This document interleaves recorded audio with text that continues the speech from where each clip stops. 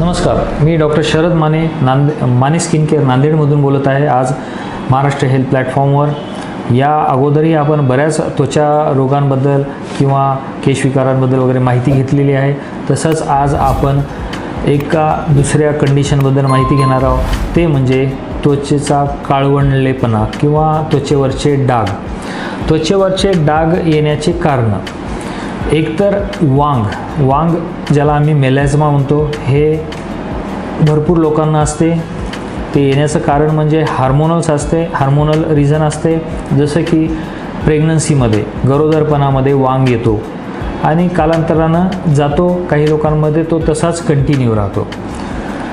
किंवा बऱ्याच वेळी मिनोपॉजच्या वेळी वांग येतो आणि तो कंटिन्यू राहतो. कधी प्रेग्नन्सीमध्ये आलेला वांग मिनोपॉज नंतर निघून जातो. म्हणजे कुठंतरी हार्मोन्सच्या आणि वांगाचं रिलेशन आहे. आता हे वांग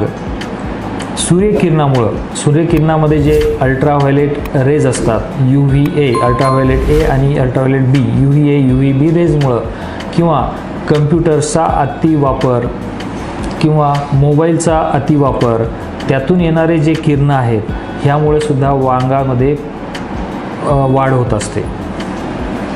वांग हे आपण अवॉइड कसं करायचा, तर आपण जेव्हा कम्प्युटर्स किंवा कुठले TV स्क्रीन्स, मोबाईल स्क्रीन्स वापरतो किंवा अतिशय जास्त लाईटमध्ये काम करतो किंवा उन्हामध्ये फिरतो, त्यावेळी सनस्क्रीन वापरणे, म्हणजे हे कारण आपण दूर करू शकतो सनस्क्रीन वापरून. सनस्क्रीन, उन्हाचं क्रीम वापरून हे तर आपण टाळू शकतो.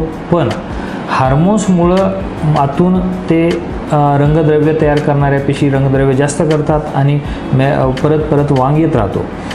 तर त्यासाठी आपल्याला काही गोष्टी मेंटेन करता येऊ शकतात, जसं की वांग काढणाऱ्या काही क्रीम. पण आज वांग काढण्याच्या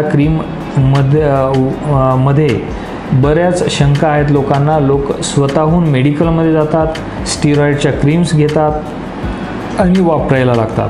कालांतरानं त्या स्टिरॉइडमुळं साईड इफेक्ट्स त्वचेवर दिसायला लागतात.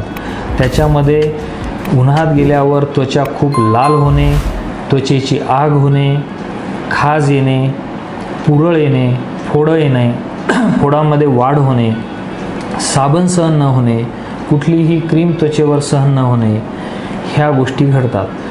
म्हणून आणि स्टिरॉइड्स आणि काही दुसऱ्या औषधांमुळे ओक्रोनॉसिस नावाचा एक प्रकार होतो. हा वांग राहतो बाजूला आणि ओक्रोनॉसिस सारखा जो प्रकार घडतो, ज्यानं की ओक्रोनॉसिसचे जे डाग असतात हे दुरुस्त व्हायला फार कठीण असतात. म्हणून स्वतःहून मेडिकलमधल्या ह्या स्टिरॉइडच्या क्रीम वापरणे चुकीचे आहे. बऱ्याच वेळा मुलांना पिंपल्स, मुरूम, तारुण्य पिटिकामुळे डाग पडतात. हे डाग घालवण्यासाठी सुद्धा बरेच मुलं स्टिरॉइडच्या क्रीम वापरतात. ह्या केसमध्ये होते काय, काही दिवसानंतर त्याचे दुष्परिणाम दिसायला लागतात. मुरुमामध्ये खूप प्रमाणात वाढ होते. कधी अक्षरशः मुरुमाच्या अशा मोठ्या मोठ्या खपल्या चेहऱ्यावर तयार होतात आणि त्याचे नंतर व्रणसुद्धा, कायमचे व्रण त्वचेवर राहतात. म्हणून हे स्टिरॉइड वापरणे चुकीचे आहे. याच्या व्यतिरिक्त चेहऱ्याच्या काळवंडल्यापणामध्ये एक ॲक्रोफेशियल पिगमेंटेशन ज्याला आम्ही म्हणतो, जसं व्हिटॅमिन B12च्या डेफिशियन्सीमुळे किंवा काही लागणाऱ्या पोषक घटकांच्या डेफिशियन्सीमुळे पण होते. तसंच फोटो पिगमेंटेशन म्हणजे काय, तर उन्हामध्ये जास्त काम करणाऱ्या लोकांमध्ये होते. फ्रिक्शनल मेलॅनोसिस काय असते, काही लोकांना रुमालाने चेहरा घासून पुसण्याची सवय असते. चेहरा जास्त घासून पुसण्याने सुद्धा फ्रिक्शनल मेलॅनोसिस होते. तसंच रील्स मेलॅनोसिस हे ओव्हर यूज ऑफ कॉस्मेटिक्स. आजकाल कॉस्मेटिक्सचा अतिशय जास्त वापर करणाऱ्यांमध्ये रील्स मेलॅनोसिस किंवा त्वचा काळवंडणे हे प्रकार घडतात आणि ते दुरुस्त होण्यासाठी सुद्धा खूप वेळ घेतात.